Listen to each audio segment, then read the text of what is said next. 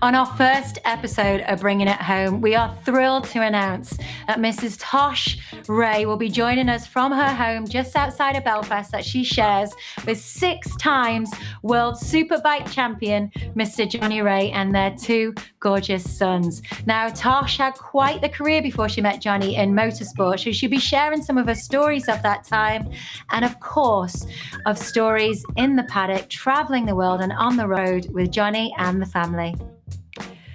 Tatia Rae, welcome. Thank you so much for joining us for our new series, Bringing It Home, and our first episode in celebration of women in motorsport. So thank you so much. I know you've had an incredible story to tell before you met Johnny, which you're going to share with us today on the episode. You've been kind enough to send some pictures over to us, which has been so much fun to go through your experience over the last few years. So we're going to touch on those very soon. But welcome and thank you so much. You're coming in from Ireland today, is that right? That's right. Yes, I am just on the outskirts of Belfast. And you're there with family? Of course, it's our absolute pleasure. So you're there with the family today? Is everybody there at home? I should have two little ones at school. I've only got one at school, and I've got a husband that's training hard on the Swift downstairs in the garage as we speak. Fantastic. All right, great. Well, Tash, I'm really, really keen to get going and sharing your story. So the idea behind Bringing It Home, we know all about the men and obviously the achievements that Johnny has got before you met and also whilst you've been together. And what's really important from our side from telling the story and bringing it home is the importance of the stories behind the women that are supporting the men to get to their successes.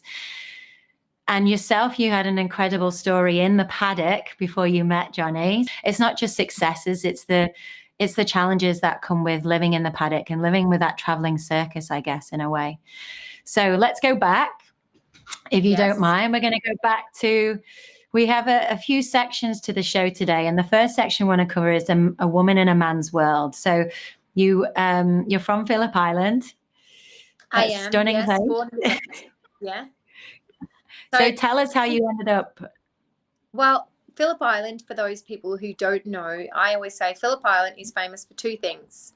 The penguins, they've got the little fairy penguins, and obviously the motorcycle racetrack, which has been used, for many, many years for MotoGP and World Superbikes. So growing up on Phillip Island, I didn't really have any interest in motorcycles. It just meant that our island became really super busy. For about a week, and 2 times a year, you would just get an influx of bikes, a bit like the way the TT brings all that revenue and all the tourism to the Isle of Man. So I just sort of plodded along, but I worked in I waitressed in an Italian restaurant that was down on the seafront there.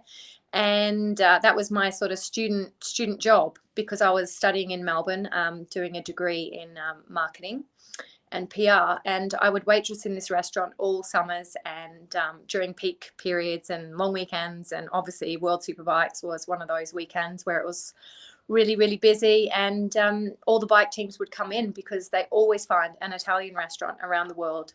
And I happened to be like running around and waitressing, and I was actually serving a table with a couple of riders, and I didn't know who anyone was. It didn't make a difference to me. But there was this sort of older gentleman who was was a gentleman, and he was polite, and he knew that I was like super busy because it was the end of a test, and they were like, all the boys were wanting to drink and they were letting their hair down a little bit. So he came in behind the bar and helped me serve some drinks to people like Colin Edwards, and I think it was even back in the day that Scott Russell was maybe at the end of his career. Anyway, a couple of names that were quite big names back then. I didn't know who they were. And Chris ended up being Chris Herring. He was one of the senior marketing directors for Castro Honda, one of the best teams.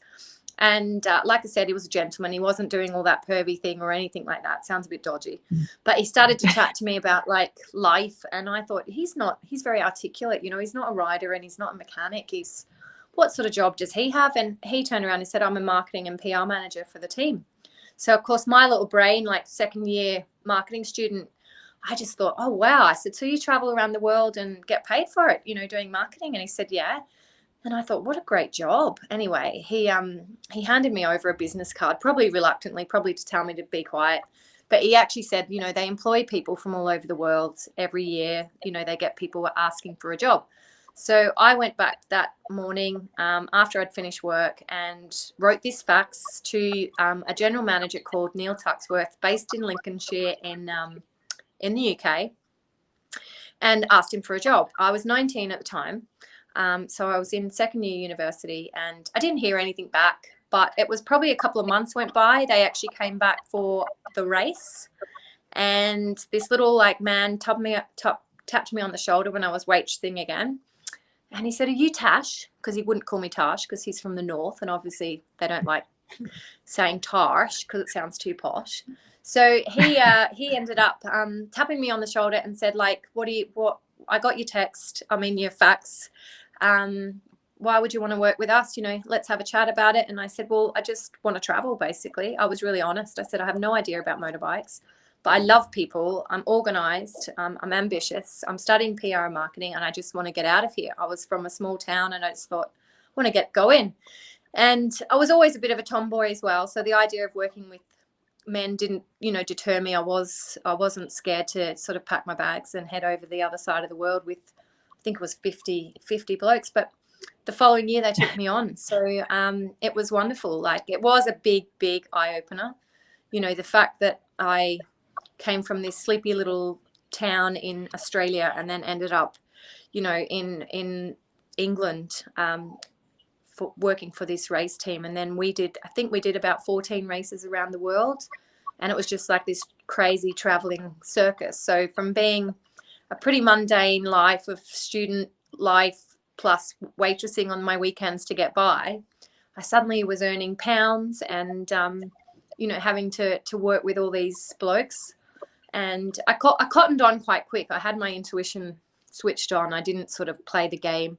I made sure that I kept myself pretty tuned in and just not sort of available, because boys in that world, you know, I kind of put up a bit of a hard ass barrier. But I loved it, and it was a big learning curve. So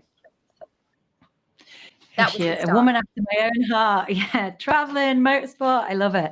Now, it resonates with me, your story, and the fact that when I was in the paddock full-time pit lane reporting, I'd get a lot of women saying, oh, how is that as a woman working in that environment, working around all those men? You know, you mustn't get treated very well. You mustn't get. I'm like, well, no, I love it. I love it because I see it for what it is. I see it because I'm able to travel, to work in an environment that I have a passion for motorsport, passion for people like yourself. You constantly hear these stories about, you know, sexual harassment, and the world that we live in today. You know, you have to be so careful with the way you talk to people and treat people. But, you know, motorsport for me was, you know, if you have respect for yourself, and as a woman, I always had a lot. That's probably the key thing. Have a lot of respect for yourself, and have respect for others. And I really didn't ever get in a compromising position where people would abuse me or put me in an awkward position, because I think I gave off that vibe where I did have respect for myself, and I wasn't there to sleep with guys left, right, and center just because I was a woman in a man's world. In fact, I was the opposite. I would have rather been a mate of all the guys than I was, you know, I wasn't really interested in being one of their subject matters. I wanted them to chat, and I used to hear all their dirty stories and laugh along with them, because I just became one of the boys. And it was just, you know, I would rock up to work with like cargo trousers on and oversized shirts, and I didn't really want that attention as a woman. And then I remember turning up to races sometimes, you know, and I'd have been backpacking. I was like renowned and nicknamed as the backpacker because I was so into traveling that in between races I would nick off to certain things and tour around. But I turned up to a certain race and it was really hot, and I think I just had like a vest top on. And you know, I wouldn't say I had my boobs out, but I just had a tight vest top on. And I remember one of the guys just looked and said, oh my gosh, you know, they just couldn't stop staring at my boobs. And I was just like, I actually said to one of the guys, listen to me here, right? I said, I'm going to give you 30 seconds. You can stare at these things that I have. Yes, I am a woman. I'm going to give you 30 seconds. Stare at them, and then we're going to move on. Okay? So I do have a pair of boobs. I am a girl that works in here, and then let's just go over it. So then I went and put my shirt on, and then they treated me like one of the boys again. So yeah, it's one of them. So you traveled so much then before you met Johnny. So you traveled with Castrol Honda. You were also with Formula One, weren't you? If you look back, that you've worked with some incredible people over the years. Is there memories or funny stories that really stand out that make you laugh out loud that you can share with us? And you're okay sharing with us, to be honest. Yeah. That really stands out if I was to ask you that question. Oh, look, I met some amazing people all over the world. I think motorsport as a community has such interesting characters, and you know, from the older ones to the younger ones, and from riders to, you know, mechanics and engineers. So my Formula One experience was really different actually from bikes, and if I'm honest, I much prefer the bikes to Formula One. So I did 3 years in Castrol Honda World Superbikes. And then I actually went and lived in London for a few years and worked for an agency that represented the PR for Lucky Strike BAR Honda. And it was just a completely different world in terms of budgets, and the way Formula One was very much orientated with a business and corporate sponsorship. And, you know, it was very money orientated, and it was a show, whereas I felt like bikes was a bit more raw. It was like real people. And it was just easier to have a good time. We all had such a good time, you know, running around in the paddocks and getting drunk and staying in someone's motorhome that you shouldn't, and then having to turn up to photo shoots the next day. And I remember once I mean, I wasn't a girl about the paddock at all, but I did end up in a few places where it looked worse than it was. And I had a photo shoot at Brands Hatch really early one morning, and I literally got out of a motorhome, and I thought, no, we didn't even go to sleep. We got to the point where, you know what it's like in summertime, it was like light at like 4 or 5 in the morning, and we had to be back at the circuit on a Monday morning at about 7:30 for a photo shoot. So there was a couple of me and a couple of the boys, mechanics, mates of mine, and we just said, look, there's no point going back to the hotel. We can't get back. We'll just stay here. I had a black skirt on, fortunately, or a black dress, I think. Anyway, I went and knocked on the motorhome of our rider at the time, who was Aaron Slight, and I had to do the walk of shame. Not that I was out with someone else. It just looked bad. But I knocked on his door and I said, can I borrow a shirt, please, Aaron? Because I need it for the photo shoot. And I had to grab his shirt, put it over the top of my dress, tie it up, and turned up to this photo shoot. And all the boys just like ripped into me because, of course, I looked like the dirty stop out. So we had loads of good fun stories, and Formula One was the same. You know, I was traveling around doing lots of sort of more corporate PR events, but it was much more professional. You know, Formula One, professional is probably the wrong word. It was, yeah, you had to. It wasn't sort of as party orientated, and but it was a brilliant job. We did some. I used to actually have to go and do. It was called the Year of the Challenge, and we would set up big challenge events, you know, in sort of natural parts of the world based where the racetrack was. So, for example, when they were racing in Montreal, we took all the race team boys and a couple of their test riders on a 24-hour endurance challenge, and basically we set them off, you know, hiking, mountain biking, canoeing, and me being one of the boys, I just joined in one of these teams. And there was 3 guys. I didn't know the Formula One guys that well because we were agency based, but these particular guys were Jensen Button's key crew chief and a couple of his boys that worked for him. And we got lost. All of it was in the forest of Canada. So it was May, and part of the challenge was actually to bush bash through this area. And it was a mental challenge as well as a physical challenge. So this crew chief started crying because he just was physically and mentally exhausted, and they just broke down. And these boys were like big boys, you know, like senior jobs, and here's me, like little Tash, like holding them together, pep talking them like, boys, we're going to be okay, we're going to go out this way. And I got the compass out, and we got absolutely eaten alive by mosquitoes. Like, I mean, we were destroyed by mosquitoes, but we made it out of this woodland, and we made it through the challenge. And like, at the end of that challenge, like the boys we just had such a lovely relationship because we'd been through this really intense physical and mental challenge.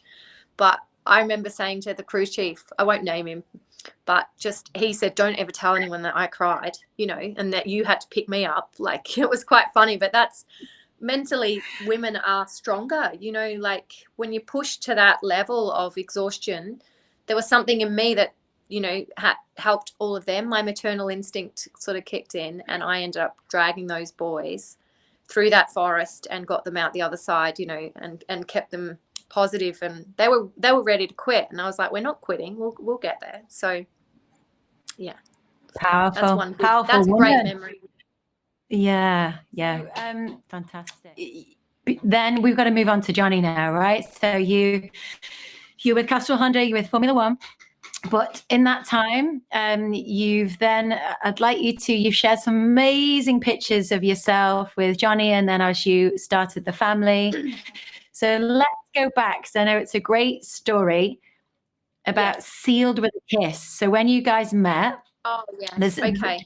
So yeah, Jonathan and I mysteriously sort of kept turning up at same places at the same time in the same sort of circle of work.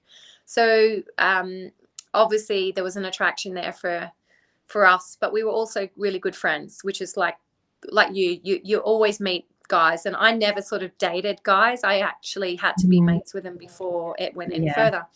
So, and he was a lot younger than me, so it was quite an embarrassing sort of thing for me because I had respect for myself, and I tried to keep that professionalism in a woman in a man's world. Not running off with riders wasn't really the thing to do. We're all human. We all get drunk and have a kiss here and there, but anyway, you do get judged for it quite severely if you're not careful. So Jonathan and I sort of played this game on and off for a while and tried to hide it, and in the end, I'm a bit older than Jonathan. I'm 8 years older, so I'd sort of had the experience of traveling around the world, and I helped him through his early years when he just used to get lost. You know, he had no idea where even Austria was. I remember him ringing me saying, how do I get to Austria? And I was like, okay, let me book your flights. I'll sort you out. So I was sort of like, he calls me his go-to girl when we were working for separate teams, but we always had this little lovely sort of like really just a spark. We just had the spark. And then finally we stopped messing around. I think I got to the point where I was like, do you know what? I'm a bit bored of this. You know, as an older girl, I'm not playing this game anymore. I just want to be mates, or it's not what I'm looking for anymore. And I gave him the choice. And in fact, I sort of put him on the spot and said, look, whatever we're doing, it's over because I'm not playing this game anymore. And we'll just go back to being friends, okay? I don't want to fall out with you, and let's just leave it. And then I turned my phone off, and he kept pestering me and pestering me and pestering me. And I said, look, you just can't be the man I want you to be. And he said, well, give me a chance. And I thought, right, he's 23, I'm like 29 or whatever it was. I thought this may not work, but my heart was like, I really like him. Like, I really liked him. And so that weekend, I remember being on a train. I lived in France at the time, and I was getting a train across to Italy, and he texted me and he said, just give me a chance to be the guy that you want. And I said, okay, I'll give you a chance. So we turned up in Misano in Italy, and he was then riding for 10K Honda it was his first year in the World Superbikes. He started off in World Supersport the year before. And that weekend we said we were together, we were official. But we didn't really go around telling everyone. People always had their suspicions, but he actually won that race. Like, he went out and rode a really ballsy race with Fabrizio and Hager, I think, and it was with Spies and those kind of guys. So he just kicked ass, and he won the race, and it was really exciting. And I walked down to the Parc Fermé in my Kawasaki shirt. He was in Honda shirt, and I gave him a kiss in the Parc Fermé, and everyone sort of looked, and I remember the organisers like looking and thinking, oh my gosh, so they are sort of seeing each other. And I walked back, to my box feeling like, no, keep your head up. Don't be embarrassed. This is like, because he always used to say to me, you sort of humiliate me a bit. You talk down to me because you think I'm young, and you need to be sort of proud to be with me. And I thought, yeah, you're right. If my heart's with you, then I'll be with you. So I walked back to my box, and I thought, no, that's it.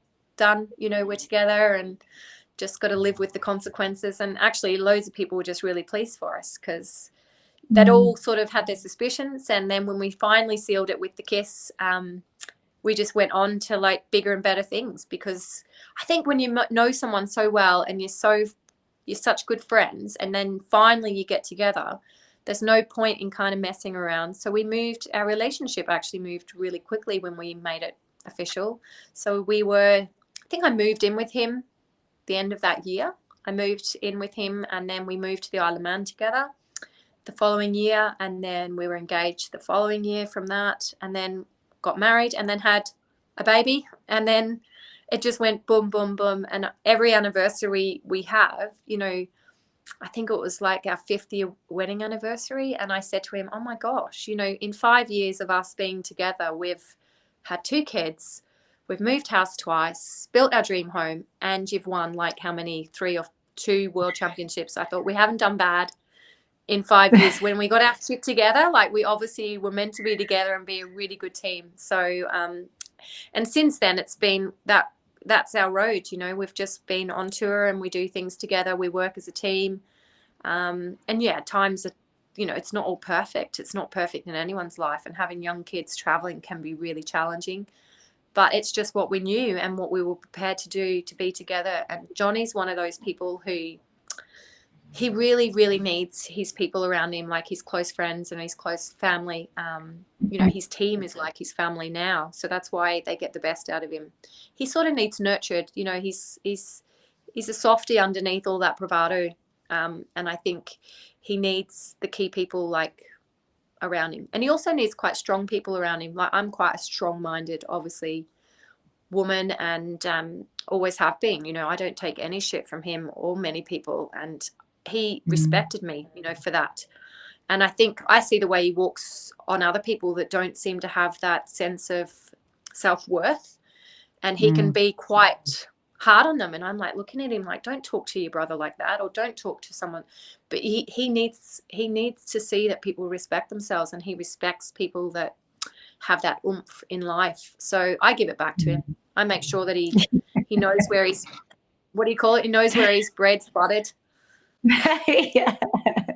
I had a chat with a lady who's going to be our next guest for this series, and she mentioned about her husband, how the one thing that he says to her is she's the one solid that whenever he gets out, because he races cars, whenever he gets out the car and she's there and she's waiting for him, he knows that she is solely there for him.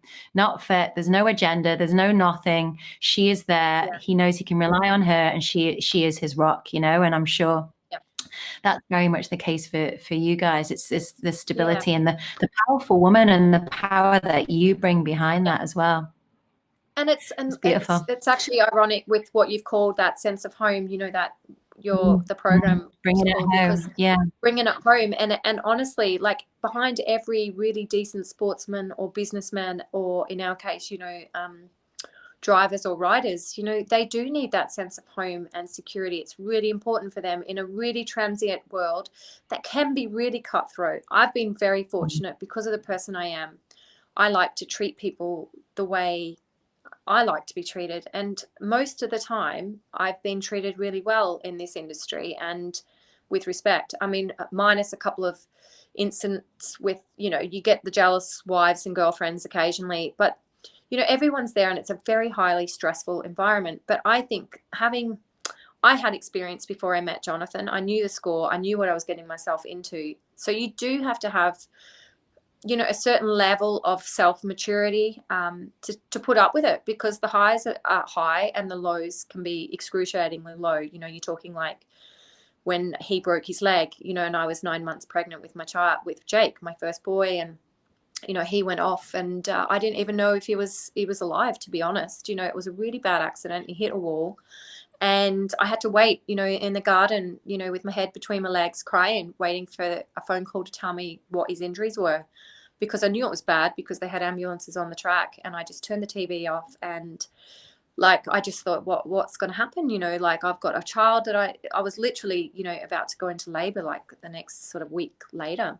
You know, it takes strong women to have to deal with stuff like that. Like, in your lifetime, you shouldn't have to ever watch your loved one hit a wall, you know. But we know that's their job, and we know that's the risks of what they have to do. And fortunately, in Jonathan's cases, he's had some really bad accidents, but he's always come out of them pretty well. And I think as the years have gone by, we've become increasingly more spiritual and, you know, have a lot more faith in just life itself, because you can't control it. And I used to get myself in such knots, particularly after I'd seen a couple of bad accidents. You know, I would almost vomit when he'd go out racing, and I would just be so sick. I still get really nervous. I still watch between my hands, and most of the time I'm in the toilet, you know, asking my son where he is, you know, on that first lap. But you have to have faith in them as what they do for their job, and faith in the guys around them, and just what will be. And it takes a strong woman to be able to just do that and let them live their dream. And you tend to sacrifice who you are as a person. I always think dating a sportsman as a woman is like having a child without having a child, because you give up pretty much all your self-worth to support them and support their dream. And I think what comes back to you is that you end up having to find yourself again, you know, and allow bits of yourself to come through them without being too in their face, you know, standing next to them every time a camera comes. That's not who I am. But I know through his success and through what he's achieved, I know I'm a big part of that. And I don't need my name put in next to him in print, because I feel that in myself, and I know he feels it. And then that obviously filtrates to people around us, and then they think, no, Tasha's like such an important part of Jonathan's success, because she creates this really safe environment for him. And, you know, I am very solid, and I'm very, you know, I kick him, like I said, I can kick him up the arse when he needs it, because he might have been a bit of more of a diva if he hadn't been with me. And I'm sure he would have been. But even his sister said at one point, he would have been such a dick if he hadn't have met you, Tosh. But he wouldn't have. He has a great heart. But like all these boys, they get so much attention, and they get this wonderful life. They're living their dream. They get a bit delusional with reality. So for me, I'm constantly pushing the buttons of reality. Even after he wins races, I used to make him change a shitty nappy at the track, because I'm like, you know, just because you win a race doesn't mean you don't, like, kids still shit their pants basically. So go and change a nappy. You know, he would literally be stuck in this bubble, and I would like, no, come back down to earth. This is the planet we live on. And, you know, kids are a brilliant way to make them ground themselves too. Like, I do think kids can make athletes even stronger. So it makes them more aware. Coming back to the first birth then, if we can. So you mentioned that Johnny had obviously broken his leg in Germany, and he came back, and you then, soon after, you went into labor, right? Is that correct? How long after was it that he returned home? He was airlifted, and he got a rod put in his leg. He broke his femur. And then he got airlifted by a private jet back to the Isle of Man. And 8 days later, I had Jake, my firstborn. So unfortunately, because it was a femur break, he was on crutches, but he ditched his crutches, I think, after about 10 days, and he was able to walk out of the hospital with my little boy in, you know, in his car seat. And that was us. And because of that, he ended up obviously on involuntary maternity leave, and he spent 6 solid months with me and Jake, obviously. And this was so important, because originally when he said he wanted children, he said, I don't think I want children or babies while I'm racing. But because he had that time with Jake, by the time the next race came along, which was February, Phillip Island, he was just like, there's no way I'm going racing without you and Jake. So we just became part of his little team. And fortunately, Jake was actually a good baby. And we just dragged him along, and he stayed in the motorhome with us, and he was always there when he won a race, or it was just part of the routine. I love it. And you were part of a Superbike baby group. You shared some Yes. great pictures with us. Tell us a bit Yeah. about that. Well, it's funny because the rivalry of wives and girlfriends is it's pretty strong. You know, you can't deny it. I was one of the boys, and I was a working girl before obviously I became Jonathan's girlfriend or wife. And you know, there's a rivalry between the guys on the track, and obviously that sort of can filtrate to the women as well. And before then, you know, there was a couple of girls that probably wouldn't have spoken to me, and it was okay. Like I was fine with that. It was just the way that world works, and I just let it go over my head. But we all suddenly, there was 4 of us in this particular year that became pregnant. And it just made us all so close. Like we stopped worrying about what the boys were doing on track, and suddenly we were talking about like our babies, or when we all gave birth. And then it became like a 4 in the morning chat about breastfeeding, and we were all there for each other. There was 4 of us that had newborns that year, and we had this amazing Superbike baby group, and we just helped and supported each other. Because what a unique way to bring up babies, you know, traveling around in motorhomes in the circuit, and you know, with husbands that race. And it was just nuts. We didn't have the conventional sitting around in cafes with our pushchairs. It was just like what flight and what we took on airplanes. And you know, if we found something that worked, you know, made life a bit easier with having babies on the road, then that was it. So I was very fortunate that was a big part of my life. And as a young mum, first time mum, I wasn't a particularly young one, but it was great. And I'm really fortunate that those girls are still, you know, part of my life. We've all gone different ways now. None of them really race with JR. A couple of them do, but that's that. So you've some of your fondest memories with the family then, traveling with the traveling circus. If one was to stand out, what or could you even define one? Really, I bet you've got multiple. There's probably, you know, well, the dynamic, as I said, changed. You know, in the paddock, you wouldn't necessarily really socialize with, you know, your rival and his wife next door. But having had babies and kids, obviously they want to play together. So as the years went by, then obviously the kids all played together, and we would have, you know, these kind of little paddock parties where the kids would be in paddling pools naked in the back of between the motorhomes. And there was in Italy one, I think I've got a photo there of all of us. Just we went and got I think Johnny and Jonathan and Leon Haslam went and got takeaway pizzas. It was like a Wednesday night before the race. They went off, got the pizzas and brought them back, and we were all just camping out in the middle of both motorhomes with our babies, and the boys, you know, were having the pizzas as well. It was a really nice times, those early days of kids, because yeah, it's about children, and they sort of unite people and make things about them. The world feels a little less stressful on the outside when you've got like young children. It was nice. It made it very real, and took the pressure off, you know, the boys as well. Obviously they were there to do a job, but they were able to tune out and just enjoy having a bit of family time as well. I went on to have my second boy, Tyler, 2 years after Jake. And it happened to be the first year that Jonathan had signed on for Kawasaki. So he went through that year. We had a tough year. Tyler was a tough baby. He had silent reflux, and it was a nightmare. I struggled a little bit with depression, to be honest, postnatal. Tyler was extremely difficult. He'd cry and he'd vomit everywhere. But still, like we do, Jonathan picked us both up and just said, right, you come with me. The family stayed together, and we just got through that year. And then at the end of the year, Jonathan won his first championship. And it was just a miracle, because this child hadn't wrecked his career, which he thought it would. And I ended up having to go. He got an MBE at the end of that year. So I went off to Buckingham Palace with 2 kids that I had to leave behind with a babysitter in the Isle of Man. And they both had hand, foot and mouth, which was a disaster.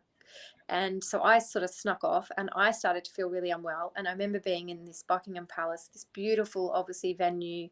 They were playing God Save the Queen with the orchestra up on you know, on the balcony, and I was there with Jonathan's family, and you just wanted to cry. It was such a proud moment where he was there, you know, and I had this beautiful dress on. It was red with a little red hat, and the Queen's usher said to me, you know, he whispered in my ear, he said, "Can I tell you something?" And I said, yeah, go ahead. And I thought he was going to tell me off because my dress was too short, because you have to have your dress to your knee.